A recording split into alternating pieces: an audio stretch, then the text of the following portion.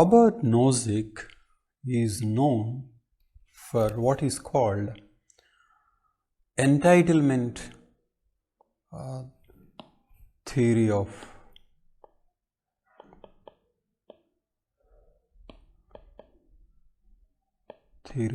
justice.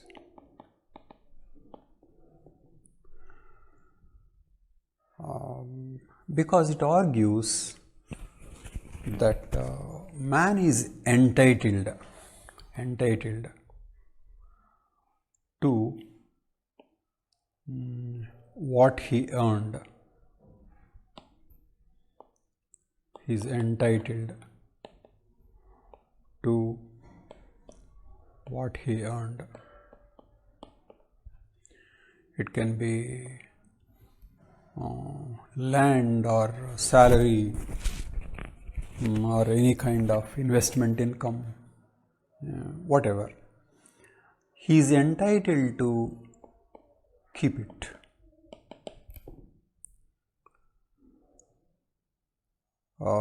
Because he has a right over it.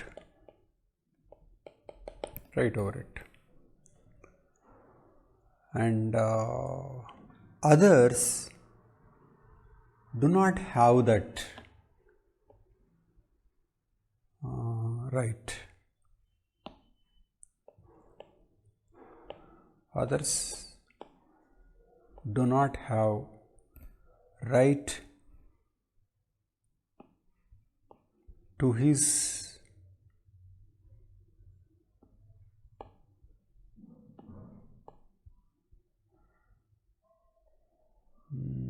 property. Others do not have right to his property. So essentially, it is a argument in favor of right to property. Entitlement is nothing but right to property. But right to property takes central stage in his philosophy as given in this book.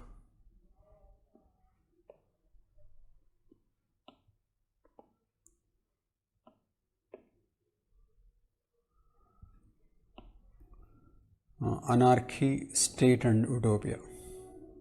Okay. He begins by saying that individuals have rights and there are things no person or group may do to them. Individuals have rights and there are things no person or group may do to them.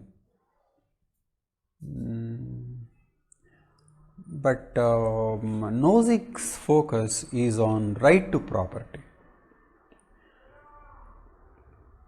and others cannot take these rights. So right to property as something inalienable. So this is central to Nozick's philosophy. But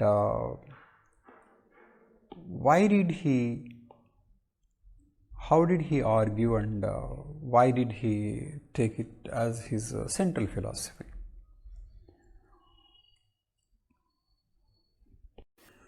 Nozick's framework is similar to Locke's framework because both are talking about inalienable rights, but Locke focused on many rights, but Nozick is giving a lot of importance to property right.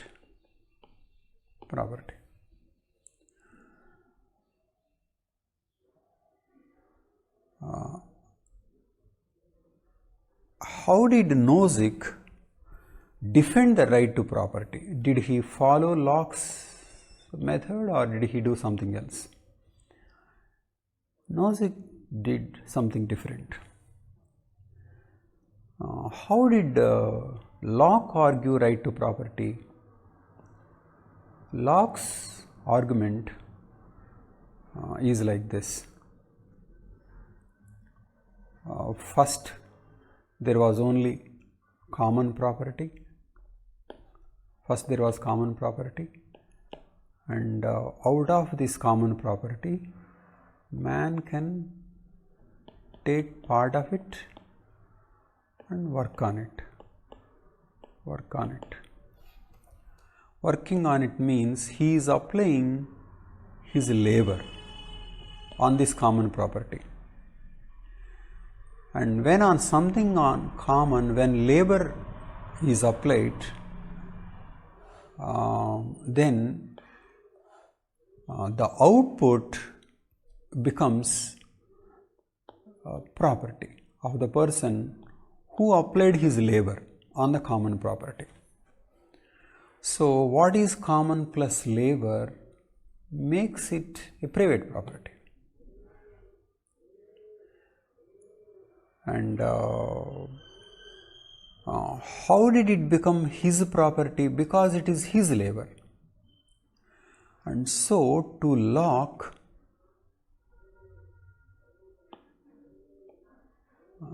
right to property is derived like this. One has right to life, which means right to his body, and right to use it in a way one wants. It means right to products of his labor.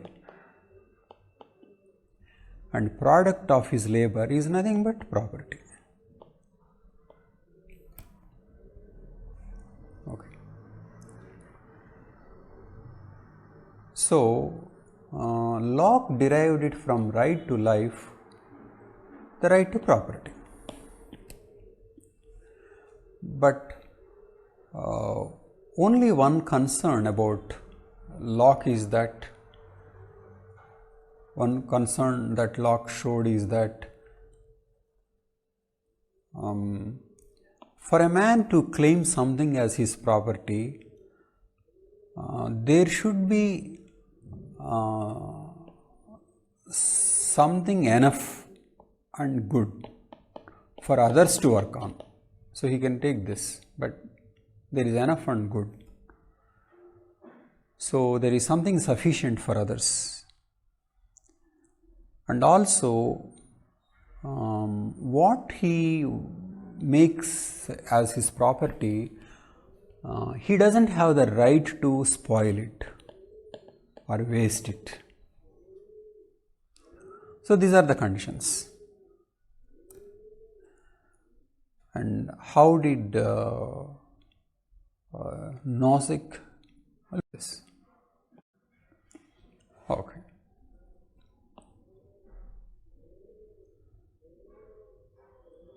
This is Locke's provision. There must be enough and as good left for others. And there shouldn't be any wasting away of the product. This is Locke's position. But Nozick disagrees with these provisions. Nozick is not much concerned about whether there is enough and good left for others.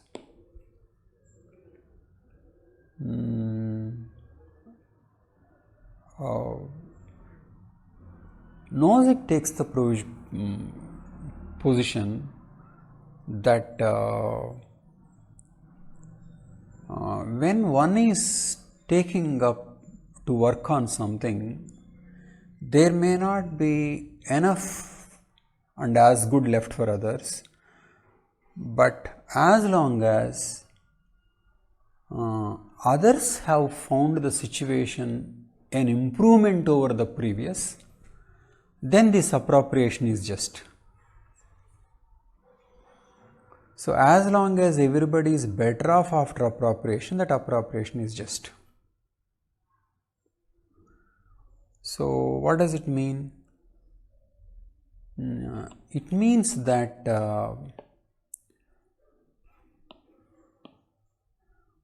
So a person takes something and works on it,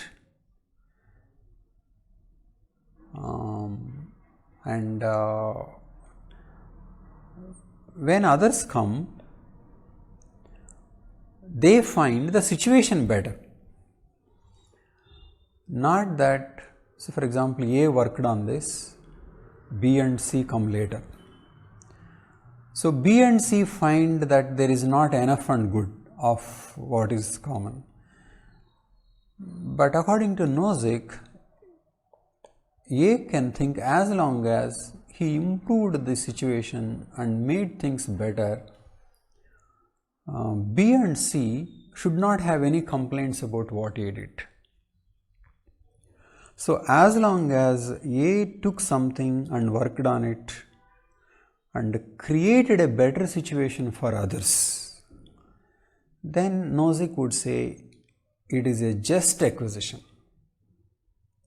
Nozick would say it is a just acquisition. It is a just acquisition. And Nozick says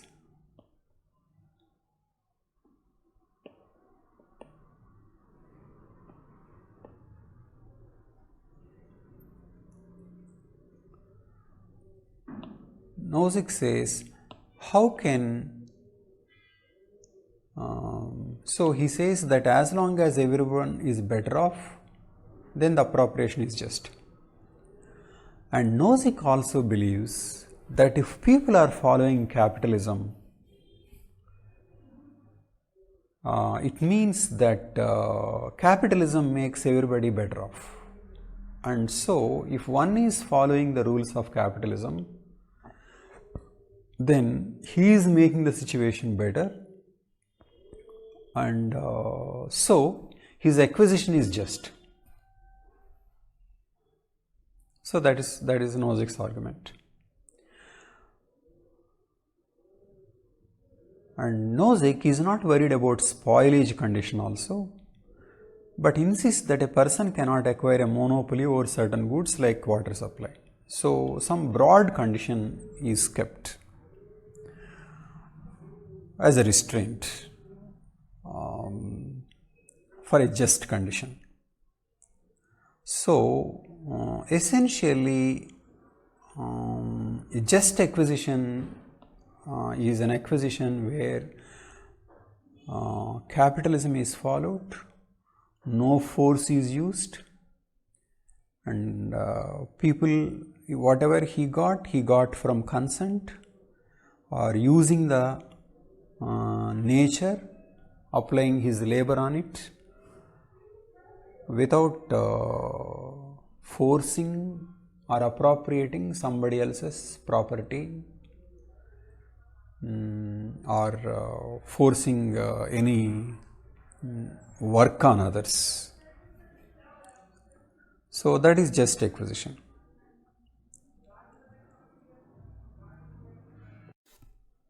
Then Nozick talks about just transfer. Just transfer requires just acquisition first, and then voluntarily transferring it to others. Okay. Say for example,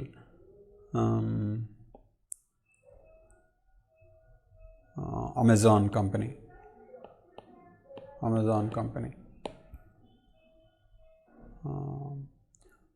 To Amazon company, different people are paying for different services, delivery services and many other things, some amounts,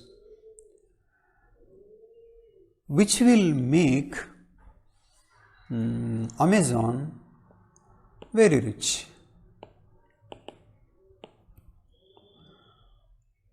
But each one is transferring his dollar to Amazon through consent only,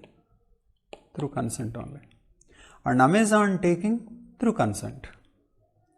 So this leads to inequality or unequal distribution in the resources. But Nozick says that as long as you have acquired it just and transferred it with your consent, then it is a just transfer. Amazon got it through just transfer, and people got Amazon services through just transfer. There cannot be any objection to this kind of transfer. And he said, to object to such transfers is to forbid capitalist act between consenting adults. Okay, forbid capitalist act between consenting adults, because it is a transaction between two consenting adults, and there is nothing wrong. So, Nozick's position is that if one acquires just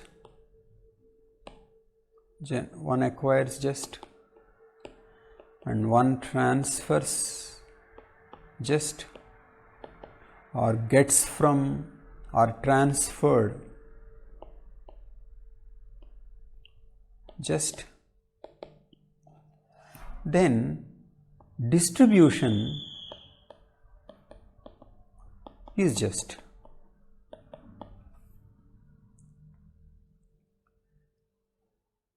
Even if that means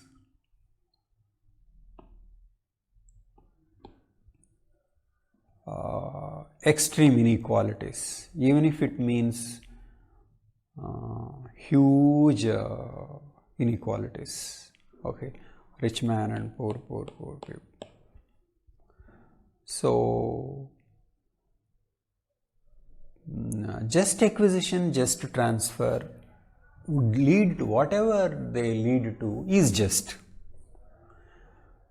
And one should not have a pattern in mind and have plans of taking money away from the rich and to the poor. Okay. Of course, if they are not just, then you need to rectify the situation. So there is a principle called rectification. This principle uses historical information about previous situations and injustices done in them, and then it rectifies. Okay, it's a kind of a compensation for historical wrongs. Compensation can be such that a person may say, for example, A got this from B, and A got it in unjust way. If A got it in unjust way, then A should give something to B. So much that B may say, so nice that I am better off now compared to what I would have done before, or I am not better off, but I am just compensated. So any historical wrongs should be corrected. Justification. But rectification is not to change the distribution, but only to correct any injustice done in acquisition or transfer. Okay, because whatever is the pattern that is arrived through just acquisition and just transfer are just. So whatever arises from a just situation by just steps is itself just, that's all. There is nothing like a predetermined pattern. You know, Marx has a pattern that Marx said that from each you have to from each one should contribute as per capacity and take as per need. Contribute as per capacity, take as per need. Whereas this is Marx distribution.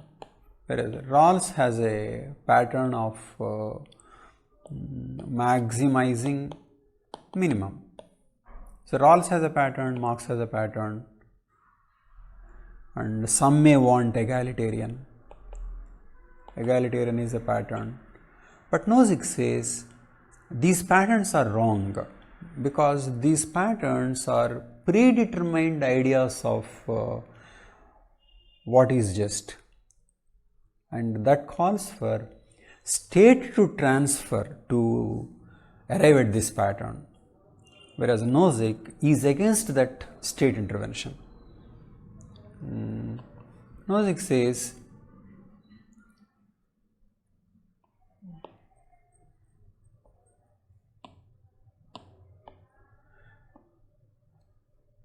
the state may not use its coercive apparatus for the purpose of getting some citizens to aid others. So Nozick is against any redistributive patterns. So Nozick is against difference principle.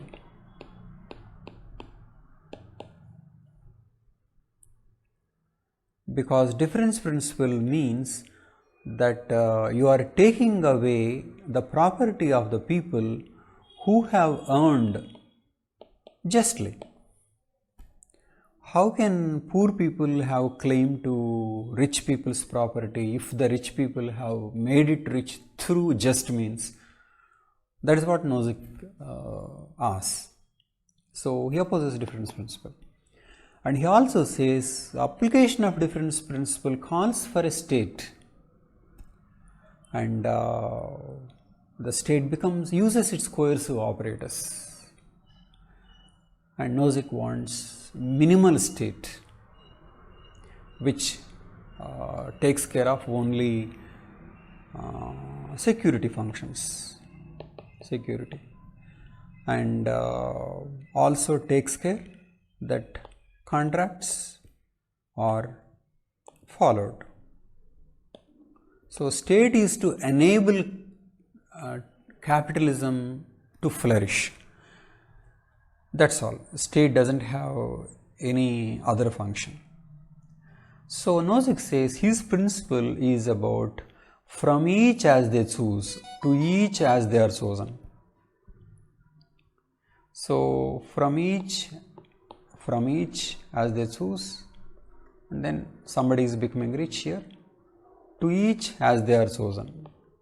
So like this. So this may create inequality point, but Nozick is against doing anything to stop this inequality.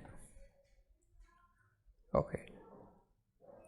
And which means that Nozick is saying that all this is a matter of right, matter of entitlement.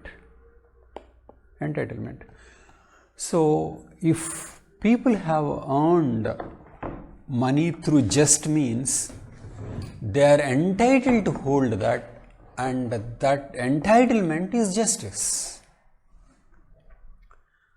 Taking away from them is injustice. So difference principle is unjust according to Nozick. So let us examine the theory now. I am giving my own way of looking at this theory. I want to give an example as an analogy. Example as an analogy. Say there are friends A and B, and A and B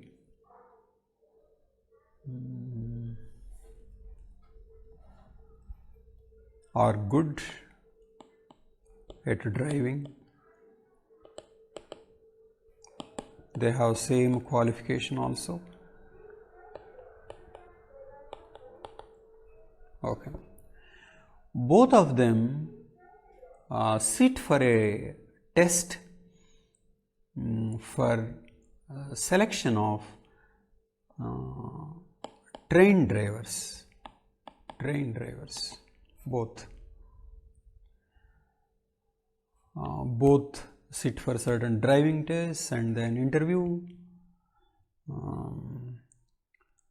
and A gets selected and B not. And because B didn't get selected, he just takes a car and he becomes a car driver, or he becomes a car driver, and A becomes a train driver and B becomes a car driver. So now A is driving like this and B is driving this. Okay.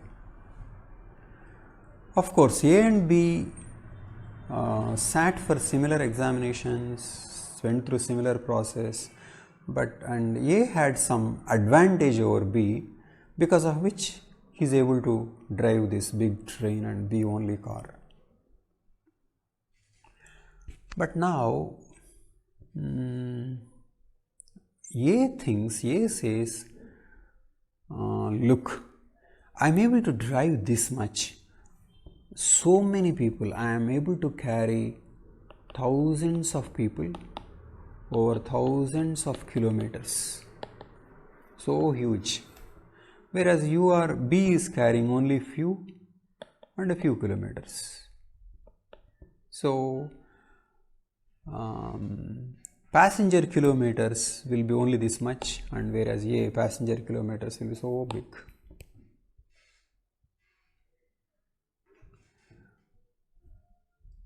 Now suppose it says, I am carrying so much and so I am so strong, and you are not really so strong or not intelligent, you are just carrying only few.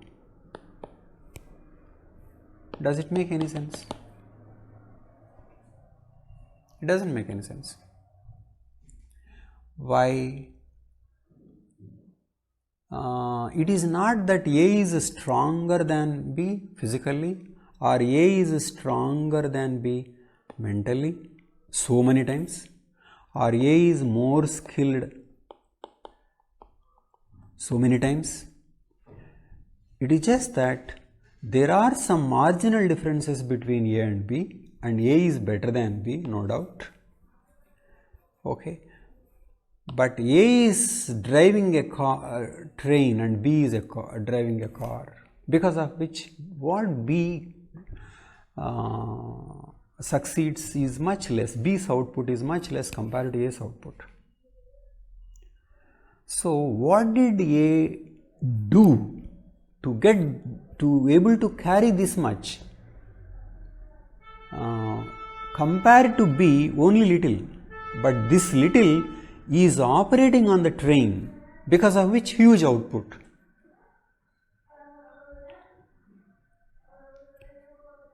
That was analogy. And now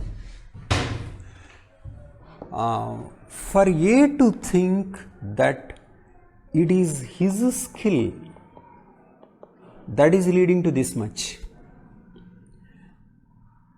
and skill alone that is leading to this much, I would say is a wrong thinking.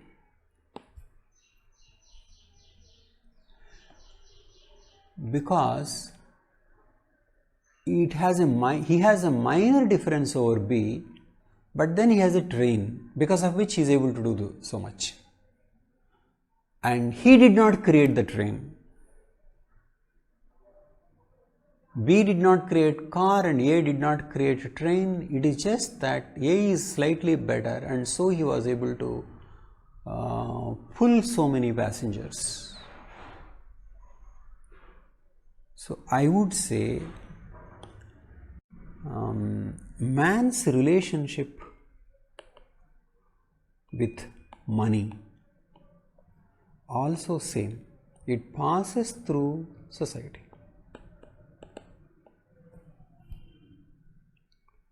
As a society improves, so society's capabilities improve, man's ability to make money also improves. How is Amazon able to get so much money? Because Amazon is working on a system which was a result of hundreds of years of civilization. He did not invent computers, he did not invent software, but then he is better than, Amazon is better than others in designing something because of which so many infrastructural facilities are working to Amazon's advantage, by which Amazon becomes a super rich. So the point is, man's effort is this much and society this much, and then the wealth is wealth. So man plus society is creating his property, not man alone. If some people are making huge money, which is unheard of decades ago, it is because society improved. It means man cannot say he has right to his property. He has right to property, but to the exclusion of the society. To the exclusion of society. Society has entitlement as well as an individual has entitlement. It is not man's sole right, because he is making it with society. As society is transformed, his ability to make money is more. So he owes a lot to the society. So man has a right to property, but that is not exclusive of society.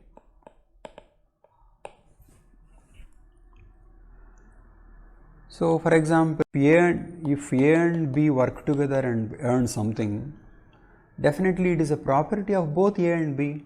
Like that, A and society, it is a property of A and as well as the society.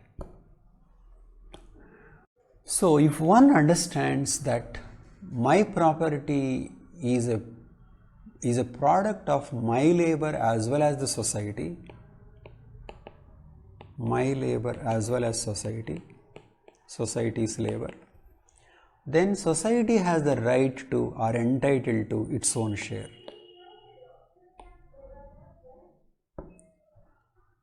Okay. So when the society is getting its share, then we can think in terms of how can society improve itself, or how can society function in such a way more people earn.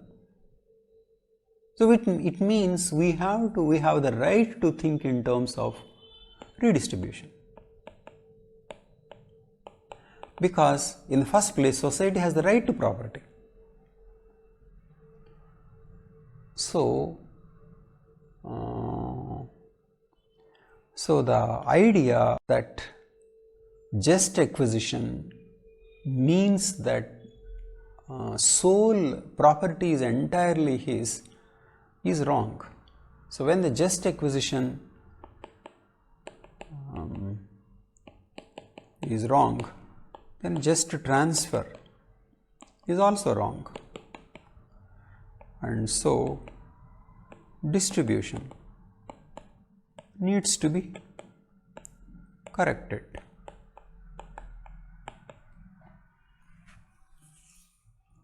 So there is a fundamental flaw fundamental flaw in Nozick's theory of entitlement. Of course, Nozick himself is saying that rectification is needed because historically it is not just. But so it means redistribution may be needed even from Nozick's theory, but that is a minor point. More important point is that denying the role of society in wealth acquisition is a fundamentally flawed argument.